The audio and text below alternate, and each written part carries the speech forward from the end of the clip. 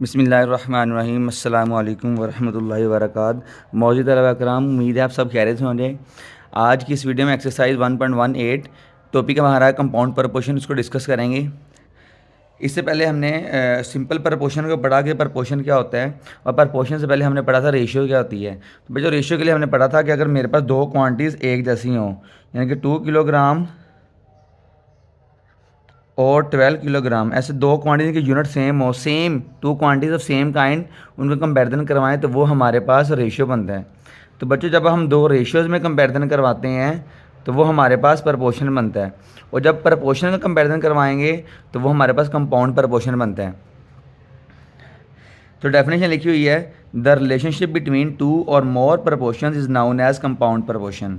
तो question number 1 की तरफ चलते हैं। लिखा हुआ 30 man repair a road in 56 days. 30 आदमी है, एक रोड को 30 आदमी एक रोड की मरम्मत कर रहे हैं, 56 दिन लगा रहे हैं और डेली 6 घंटे काम करते हैं। रोज़ाना 6 घंटे काम करते हैं, 56 दिन काम कर रहे हैं और 30 दिन लगते हैं। वो कह रहा है कि कितने दिन लगेंगे, हाउ मैनी डेज, कितने लगेंगे कि अगर हम आदमी 30 की बजाय 45 कर दें और घंटे 6 की बजाय 7 कर दें। तो बच्चों सबसे पहला काम होता है जो चीज़ फाइंड करनी है उसको लेट करना। हमने यहाँ in how many days number of days find करने हैं, या लिख देंगे let number of days is equal to x. हमने नंबर ऑफ डेज को एक्स कह दिया है। अब डाटा लिखने की बारी है। पहले लिखा हुआ 30 मैन, तो मैन के नीचे आ जाएगा 30। फिर repair uh road in 56 days, तो यहाँ से आ जाएगा 56 days by working 6 hours daily, तो यहाँ आ जाएगा 6। पहला काम था डाटा को लिखना, मैंने गिवन डाटा ये लिख दिया। दूसरा लिखा हुआ है इन हाउ मैनी डेज, कितने दिनों में, तो यहाँ से आ जाएगा एक्स।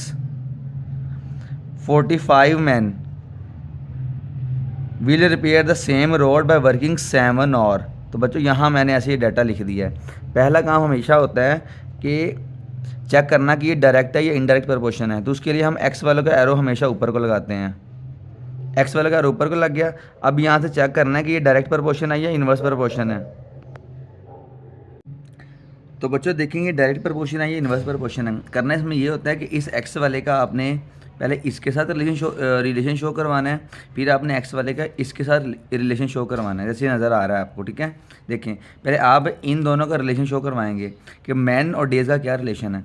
तो यहाँ देखिए बच्चों, अगर आदमी 30 होंगे तो दिन लग रहे हैं 56। आदमी अगर 30 हैं तो दिन लग रहे हैं 56, और अगर आदमी हो जाएंगे 45 तो दिन लगेंगे कम। ज़्यादा आदमी जल्दी काम कर देंगे, इसका मतलब हो जाएगा इनवर्स प्रपोर्शन है। आदमी बढ़ रहे हैं, नंबर ऑफ़ डेज़ कम होंगे, तो ये इन मैन और नंबर ऑफ़ डेज़ का इनवर्स प्रपोर्शन है। तो इसका एरो हम नीचे को लगा देंगे ऐसे। ठीक है, अब ये इन दोनों का रेशियो हो गया, एरो लग गया। अब इसके ऊपर हाथ रख लेंगे अब डेज़ और टाइम का। तो यहाँ आ जाएगा, अगर 6 घंटे काम करेंगे तो टाइम लग रहा है, दिन लग रहे हैं 56, और अगर डेली 7 घंटे काम करेंगे तो बच्चों डेज़ कम हो जाएंगे। ज़्यादा देर काम करने से टाइम नंबर ऑफ़ डेज़ कम लगते हैं, इसका मतलब कि नंबर ऑफ़ डेज़ कम हो रहे हैं, टाइम ज़्यादा हो रहा है, तो ये भी आपके पास इन्वर्स प्रपोर्शन है। तो यहाँ तक हमारे पास ये एरो लग जाएंगे। दोबारा देख लें, पहला काम मैंने मैन डेज़ और मैन का करना है, एक्स वाले का इसके साथ, फिर एक्स वाले का इसके साथ हमने रेशियो करवाना है। 30 आदमी 56 दिन, जब आदमी ज़्यादा होंगे तो दिन कम हो जाएंगे। ठीक है, फिर बारी आ जाएगी टाइम की।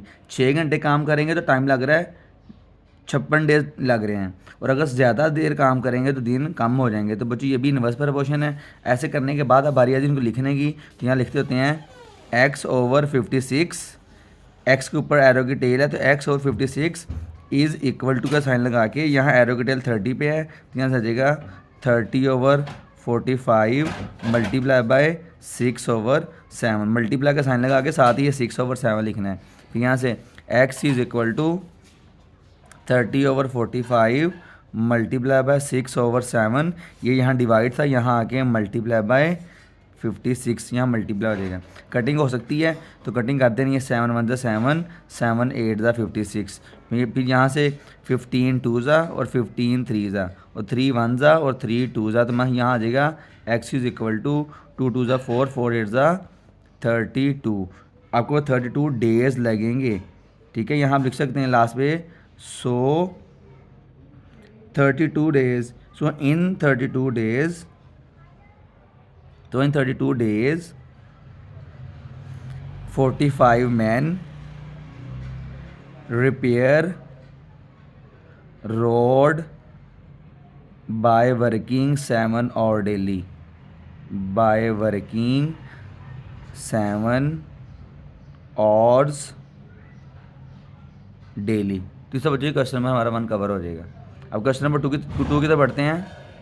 नेक्स्ट क्वेश्चन नंबर 2 लिखा हुआ है, if 60 women spin 48 kg of cotton by working 8 hours daily. अगर 60 औरतें हैं 48 किलो कॉटन काटती हैं, बेटा वो कॉटन को की मदद से धागा वगैरह बनाती हैं, ठीक है, बाय वर्किंग 8 आवर्स डेली, रोज़ाना 8 घंटे से 8 घंटे काम करके। हाउ मच कॉटन, कितनी कॉटन को वो बुनेंगी। 30 वुमेन 30 आदमी 30 औरतें अगर वो 12 घंटे काम करती हैं। तो यहाँ लिखना है हाउ मच कॉटन, कितनी कॉटन। तो यहाँ लिख देंगे लेट नंबर ऑफ कॉटन, या वेट ऑफ कॉटन लिख सकते हैं। लेट नंबर ऑफ कॉटन या वेट ऑफ कॉटन, बेटा इसको वेट कह दें तो वेट ज़्यादा बेहतर है, ठीक है, क्योंकि वजन है। Let weight of cotton is equal to x.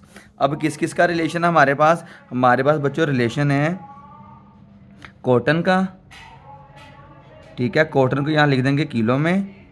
Cotton के साथ हमारे पास है टाइम हमारे पास है ऑर्स में, और उसके पास हमारे पास वुमेन औरतें, ठीक है। सबसे लिखा हुआ 60 वुमेन 60 औरतें हैं, 48 kg कॉटन है, और टाइम है हमारे पास 8 आवर्स। पहली लाइन को मैंने ऐसे लिख दिया है। फिर नेक्स्ट वो कह रहा है हाउ मच कॉटन, कितनी कॉटन, तो उसको एक्स कह देंगे। 630 वुमेन है तो वुमेन के नीचे यहाँ 30 लिख देंगे। बाय वर्किंग 12 आवर्स, यहाँ आ जाएगा 12 आवर्स। तो बच्चों ये हमारे पास डाटा आ गया। अब पहला काम होता है एरो का, एक्स वाले का एरो ऊपर को लगाना, ये हमेशा ऐसे ही आना है। अब बारी आ जाएगी इन दोनों का रिलेशन शो करवाने की, कॉटन का और टाइम का। तो बच्चों अगर 8 घंटे काम करती हैं तो 48 kg आ रहे हैं, और अगर 12 घंटे काम करेंगी तो ज़्यादा आएगा। थोड़ा टाइम करेंगे तो थोड़ा आएगा, ज़्यादा टाइम करेंगे तो ज़्यादा आएगा। मीन दोनों का डायरेक्ट प्रोपोर्शन है, ये भी बढ़ा ये भी बढ़ा, तो इसका मतलब ये हमारे पास उसका एरो ऊपर को आ जाएगा। पहला काम ये। दूसरी बात 60 औरतें हैं 48 kg आ रहे हैं, अगर औरतें ज़्यादा हैं तो 48 किलो आएगा। अगर औरतें कम हो जाएंगी तो जो धागा जो रुई बुनी जाएगी वो भी कम हो जाएगी, तो इसका मतलब ये भी कम होगा तो वो भी कम होगा, इसका भी एरो ऊपर को, दोनों में डायरेक्ट रिलेशन है। तो यहाँ तक हमारे पास बच्चों इनके एरो आ जाएंगे। अब बारी आ जाएगी लिखने की। तो एक्स के ऊपर एरो के टेल, तो x over 48 is equal to का साइन लगा के 12 पे एरो है तो 12 एरो की टेल है तो 12 ओवर 8, यहाँ एरो की टेल 30 पे, यहाँ आ जाएगा 30 ओवर 60। तो यहाँ से आ जाएगा x is equal to 12 over 8 multiply by 30 over 60 multiply by 48। तो यहाँ से बच्चों x is equal to cutting होती है, तो ये 0 से 0 काट दें, 3 1 ज़ा 3, 3 2 ज़ा, फिर 8 1 ज़ा 8, 8 6 ज़ा, 2 1 ज़ा 2, 2 3 ज़ा, तो यहाँ आ जाएगा 12 3 ज़ा 36। तो बच्चे यहाँ 36 कॉटन आ जाएगी, 36 kg कॉटन आ जाएगी।